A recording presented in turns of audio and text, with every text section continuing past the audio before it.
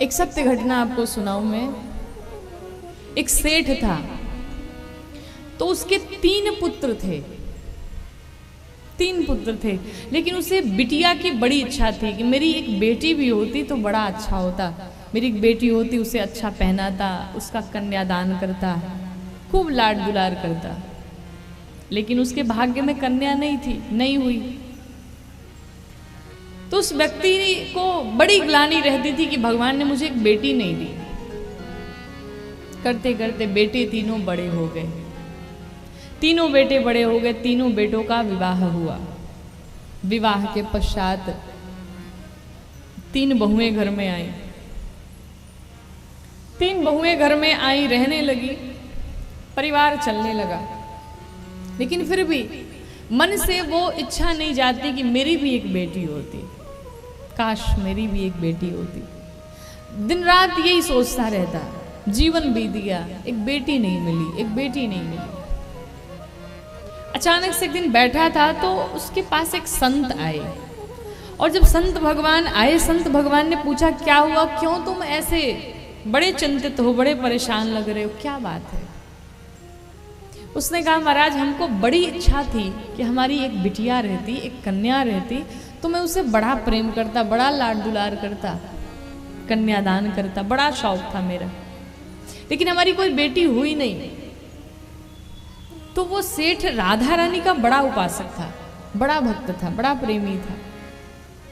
तो संत भगवान ने कहा तुम राधा रानी से इतना प्रेम करते हो, रोज उनकी सेवा में लगे रहते हो, क्यों नहीं तुम श्री राधा रानी को ही अपनी बेटी मान लेते हो, उन्हें ही अपनी बेटी स्वीकार कर लो। वो सेठ गया बरसाने में और श्री राधा रानी के चरणों में बैठा।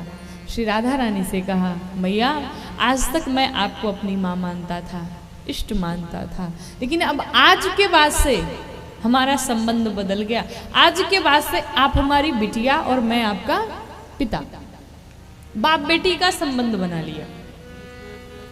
श्री राधा रानी से वचन दे करके तो चला आया कि आज के बाद मैं आपका पिता, आप हमारी बेटी। तो भगवान ऐसे है ना, भगवान संबंध निभाने में बहुत आगे है। जीव भूल जाता है भगवान को, पर भगवान कभी नहीं भूलते। वो सेठ चला आया अपने घर पे।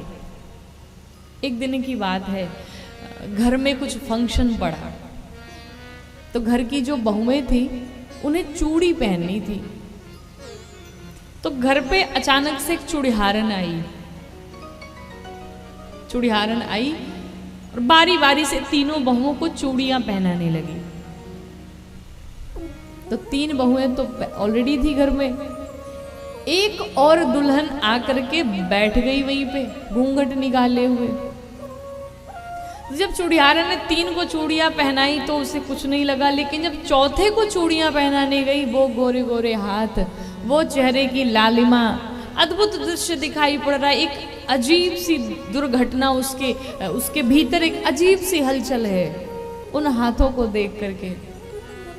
और वो हाथ किसी और के नहीं थे महाराज, वो हाथ श्री राधा रानी के थे।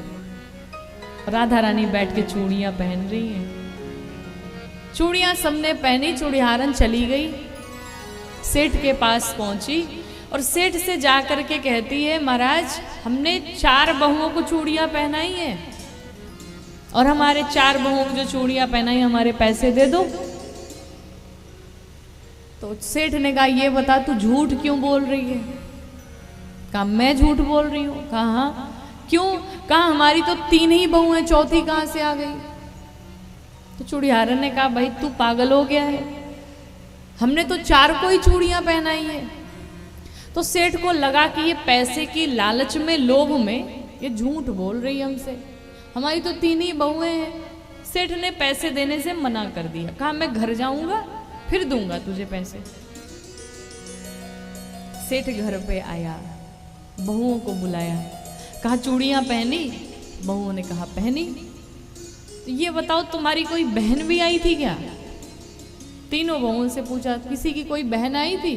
कहा कोई बहनें नहीं आई थी। कहा आस पड़ोस की कोई आई थी। कहा कोई नहीं आई थी। कहा ये बताओ चौथी कौन थी, तुम तो 3 थी, चौथी कौन थी वहां पे। तो बहुएं कहे महाराज हम तो 3 ही चूड़ियां पहने, चौथी तो कोई थी नहीं यहाँ पे। तीनों बहुओं को तो दिखाई नहीं दिया। सेठ ने कहा ये चूड़ीहारन झूठ बोल रही है पैसे के लिए। संध्या हुई, रात्रि में भोजन प्रसाद पाने के पश्चात सभी शयन करने गए, सोने गए। जब सोने चले तो स्वप्न में श्री राधा रानी आती हैं और स्वप्न में श्री राधा रानी रोते बिलखते हुए आ रही हैं, रोते हुए आ रही हैं। सेठ ने पूछा, कौन है आप, क्यों रो रही हैं? राधा रानी ने कहा, पिताजी आप इतना जल्दी मुझे भूल गए, आप ही तो मुझे अपनी बेटी मान करके आए थे और अब मुझे ही भूल गए, मेरा विस्मरण कर दिया इतना शीघ्र। सेठ को याद आया, कहा हाँ हाँ सही कहा, मैं नींद में था इसलिए मैं भूल गया। लेकिन एक बात बताओ, आप रो क्यों रही हो, क्या कारण है, कोई समस्या है आपको? श्री राधा रानी ने कहा, समस्या क्या बताऊं पिताजी, बहू और बेटी में फर्क कर दिया। कहा क्यों? कहा आपको 3 बहुओं को चूड़ियां पहनाने के लिए पैसे थे, लेकिन चौथी जो आपकी बेटी बैठी थी चूड़ियां पहनने के लिए, उसके लिए आपके पास पैसे ही नहीं थे। अब बताओ मैं रोऊं नहीं तो और क्या करूं? वो चौथी कोई और नहीं, वो चौथी मैं ही थी। सेठ की आंखें खुली और आधी रात में ही उठ करके बैठ गया। कहा ये तो बहुत बड़ा अनर्थ हो गया, मैं श्री राधा रानी को अपनी बेटी मानता था और मैं उन्हें ही भूल गया। मैं कैसे भूल गया कि चौथी हमारी बेटी हो सकती है? और मैंने कैसे नहीं अपनी बेटी को बुलाया कि चलो तुम भी चूड़ियां पहन लो? क्या मैं सिर्फ ऊपर के भाव से मानता था कि वो हमारी बेटी है? सेठ उसी रात में निकला महाराज, और घर में जितना धन था, जितनी संपत्ति थी, सब उठाया, पोटली में बांधा और लेके पहुंचा चूड़ीहारन के पास। और जा करके चूड़ीहारन से दरवाजा रात के खटखटाता है। चूड़ीहारन जब आई और देखती, कहती सेठ आप इतनी रात में मेरे घर पे क्या कर रहे हैं? सेठ ने कहा, सुनो, जो तुमने चूड़ियां पहनाई थी ना, उन चूड़ियों के पैसे देने आया हूं मैं। चूड़ीहारन ने कहा, आधी रात में? कहा हाँ। जब चूड़ीहारन ने देखा इतनी बड़ी पोटली, पैसे रुपए सोने चांदी हीरे मोती सब भरे पड़े उस पोटली में, तो चूड़ीहारन ने कहा, आप पागल हो गए, 4 बहुओं को चूड़ी पहनाने के इतने सारे धन दे रहे हैं आप मुझे, और अभी संध्या के समय तो आप कुछ देना ही नहीं चाहते थे, क्या हो गया? सेठ ने कहा, चूड़ीहारन जो अनमोल खजाना था ना, वो मुझे मिल गया है, और अब उस खजाने के आगे ये खजाना कोई मायने नहीं रखता। चूड़ीहारन ने पूछा, कौन सा खजाना आपको मिल गया? कहा, जिस चौथे को तुमने चूड़ियां पहनाई थी, वो चौथा कोई और नहीं बल्कि मेरी बेटी श्री राधा रानी थी।